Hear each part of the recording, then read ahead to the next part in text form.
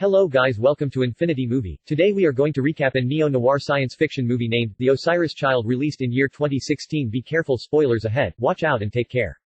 It's some point in the distant future, and humans have started to colonize the universe. The off-Earth military contractor company, Exor, housed in a huge complex in the sky, looks down upon a desolate world that is home to a penal colony and the capital city of Osiris. Up there with the complex exists the flotilla, a military base. In charge of supporting new settlements is Lieutenant Kane Sommerville, a conflicted war hero who left Earth after an accident on an early combat mission he led because of a mistake he made that resulted in the death of nearly all of his crew. The higher-ups accused him of substance abuse, and while he was pardoned of the case thanks to his decorated career as a fighter pilot, he and his family were never the same afterward.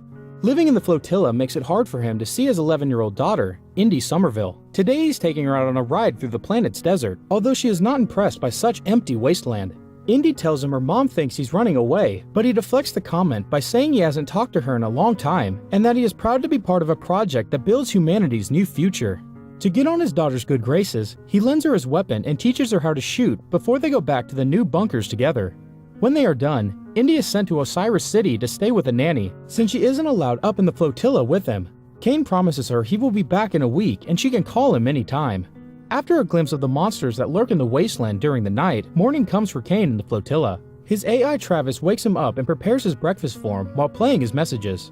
Kane ignores the ones from his co-worker and his wife, but he does listen to Indi's while looking at some reports. The message is suddenly cut short, however, and when Kane asks Travis to restore it, the AI says it can't because all communications to the surface have been temporarily disrupted after disturbances in prison. The person in charge of the Exor complex is General Linux, who is considered the kind of person that is more concerned with her own place in the universe than the people who actually live in it.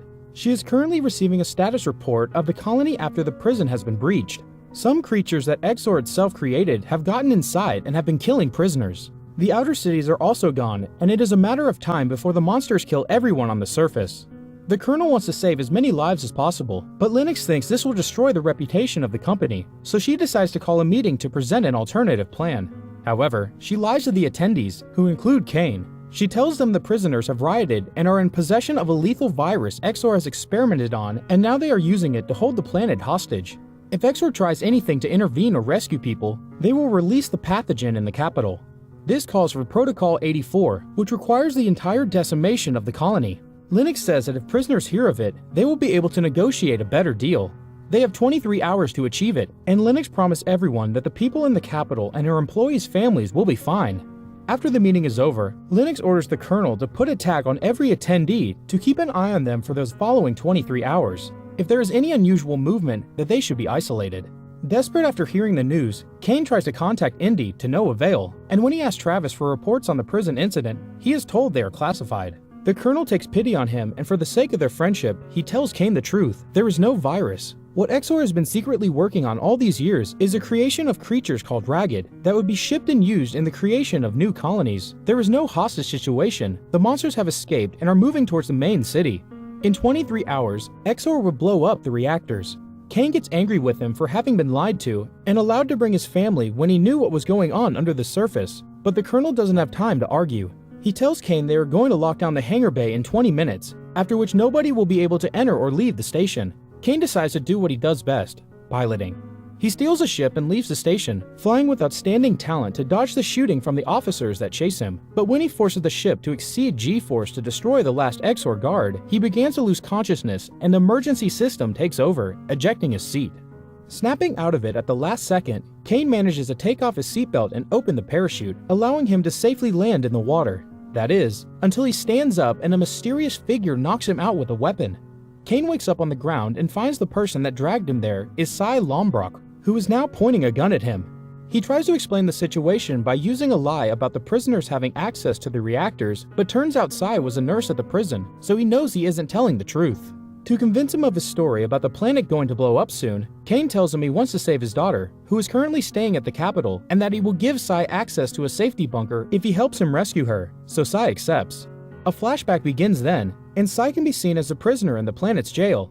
He is having lunch with another two inmates, Vim and Crete, while discussing a plan to escape using information another prisoner called Carmel has given Sai. Crete thinks it is a suicide mission, but Sai thinks the time is now or never. so Crete and Vim agree to it when they get confirmation that an inmate called Bostock and his group are also in. For the next step of the plan, all of them need to be in solitary confinement to find the right exit. Carmel tries to be sent to solitary, but instead, he is dragged into a meeting with Warden Mordain, who makes fun of him for being religious and tells him he won't send him to solitary anymore before beating him up while 2 officers hold him. Meanwhile, Sai starts a fight in the mess hall, which is interrupted by Mordain and the guards, to everyone's surprise, allow the fight to continue as long as the crowd behaves. Since this is part of the plan, Crete doesn't behave and hurts the man hitting Sai, inciting a riot and causing the guards to get involved to stop them. The prisoners are sent to solitary, which consists of special rotating cells with flashing lights that can have maddening effects on the prisoners' minds. Sai is staying there too until Mordain comes to take him and Vim away for a very special purpose. Back in the present, Sai points out to Kane that they won't make it to the capital in time. Kane says on foot they won't, but there's a contraband outpost beyond the mountains where they can find a vehicle. Their talk is interrupted when ships fly by and the men crouch to hide in the tall grass. This means Exor is already looking for Kane. Moments later, they make it to a bar in the outpost where Jip and Bill are having fun by throwing knives at a human-shaped target. The barwoman tells Kane that the couple is the owner of the bus outside, so he tries to talk to them, but they get angry because he's interrupted their game. Jip puts a knife on his neck while Bill calls him out, so Sai intervenes and tells them Kane is an Exor deflector that just wants to see his family. He is also willing to pay them 20 grand for the trip.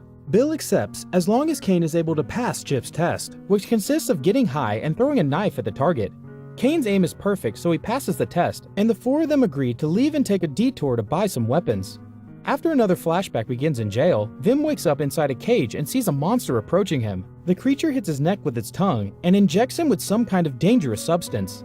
Sai can hear him screaming from the other room as he also wakes up inside a cage. Mordain is nearby too. He begins to explain Exor's terraforming project to him and how they are creating these creatures by mutating prisoners, transforming them into a being capable of evolution and adaptation no matter the environment. Suddenly, Sai disappears when the floor opens under him and he shows up in another room where Bostock is waiting for him, having executed the plan successfully. He has obtained clothes and fake IDs, including ones that says Sai is a nurse, but their preparations are interrupted by Crete, who says he has to let the devil loose. The prisoners start running away as the creature begins killing everyone in the building, including the monster that used to be Vim, who now kills Mordain. Bostock and Crete want to leave for the capital, but Sai tells them he can't go with them because he wants to go to the opera, so they separate. There is another jump in time, and now Earth can be seen 2 years ago. Sai is being told he'll be sent to prison for 20 years, maybe 15, and that he will be painted as a monster because he breached the code and betrayed the public's trust. Sai thinks nothing matters anymore. Back in the present, Kane and Sai are waiting for their weapons they ordered. They're brought by 2 men, Mandel and Joe, who ask for 30 grand as payment. Kane pays them the amount they want and the group leaves. As soon as they're out of sight, the men celebrate their new money. After drinking and dancing, they notice something weird in the distance. It's the monsters coming to attack them. Joe and Mandel try to defend themselves by shooting them through the windows, but while they manage to kill a couple, the rest of the creatures still get inside their shack. Joe sees no other options but to detonate a grenade. Later in the evening, Kane is telling everyone on the bus about the monsters and the bomb that will go out in 4 hours. They have a philosophical talk about how they got there, destiny, and consequences. They also chat about the ethics behind using prisoners for free labor. When they make it to Osiris a couple of hours later, the city is in utter chaos because of the monsters attacking at every corner and infecting more humans to mutate them.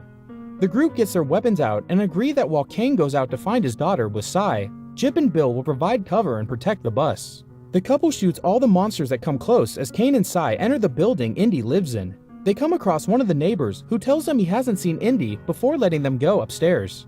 They break into the apartment and find that the nanny has died, but Indi is safe because she has been hiding in the closet. After telling Indi that her nanny has gone home to protect her from the truth, the 3 of them try to take the stairs, but they're blocked by a monster, so they will have to find another way out. Meanwhile, Jip has dragged Bill back inside the bus because he's been hurt by a creature. She tries to find a first aid kit to no avail, so she must watch Bill die in her arms. Kane, Sai, and Indi make it to the roof of the building and lock the door behind them. Seeing as there is no other way out, Sai grabs Indi and jumps off the roof, safely landing on top of the bus. Kane follows them afterward but almost falls. Thankfully, Sai grabs him and tells him to get on top of the bus with them. They start hitting the hatch and begging Jip to open it and let them in, but Jip is hesitating because of what happened to Bill. Eventually she gives in and opens the hatch for them before starting the bus to drive them away, as Sai uses a blanket to cover Jip's body. Kane explains to his daughter what's happening and apologizes to her for not being in her life more. Indi accepts to forgive him. He also gives Jip directions to the bunker and makes sure everyone learns the code to get inside. In the Exor complex, Linux is in the process of starting Protocol 84 when she's informed of a bus approaching one of their bunkers, so she sends a ship after them. It's Indi that sees her through the window, so Kane makes her hide before telling Jip not to take the turn so that the ship doesn't learn where they are going. After following them for a little while, the ship leaves and Jip makes the turn towards the bunker then. They almost make it, but suddenly, the ship appears in front of them and starts shooting, leaving only after it runs out of ammo. Jip and Kane have been killed, but Sai and Indi are alright. Indi doesn't want to leave her dad, but they have no time to waste. Sai picks her up and takes her off the bus to try to reach the bunker. A monster finds them on the way and chases them through the caves, managing to infect Sai with his tongue as he shoots it dead. They find the bunker entrance and Indi inputs the code. Both she and Sai successfully get inside right before the planet gets bombed. However, Sai is starting to transform into a monster, so he asks Indi to find him something sharp to kill himself. Indi refuses because she can't do this by herself, so she talks to him and touches him as his body mutates. Another flashback shows Sai's life as a nurse at a hospital on Earth. He goes through a breakdown when the patients they bring in are his wife and daughter, and neither of them make it, so he abuses his position as a nurse to enter the room of the guy that caused the accident that has killed his family, to punch him and try to choke him before security stops him. Back in the present, many days have passed since the explosion. Two explorers find the bunker and see Indi in the distance wearing a spacesuit. They're attacked by Sai, who has become a monster, but he has kept some rationality thanks to Indi, and after killing one explorer, they use the chance to interrogate the other about what's going on out there. The explorer explains that the flotilla is on its way back to Earth because it was recalled after the disaster, and the story they're telling everyone is that the prisoners revolted and took control of the reactors, causing a meltdown with no survivors. Indi tells her that if she wants to live, she'll take her inside to the flotilla undetected. The woman has no other choice but to accept. They board the explorer's ship, and the woman watches Indi and Sai interact through sign language before Indi pets his head and holds his hand, telling him that they're finally going home and saying goodbye to her dad. Make sure to subscribe and turn on notifications so you can watch more videos like this. Thanks for watching.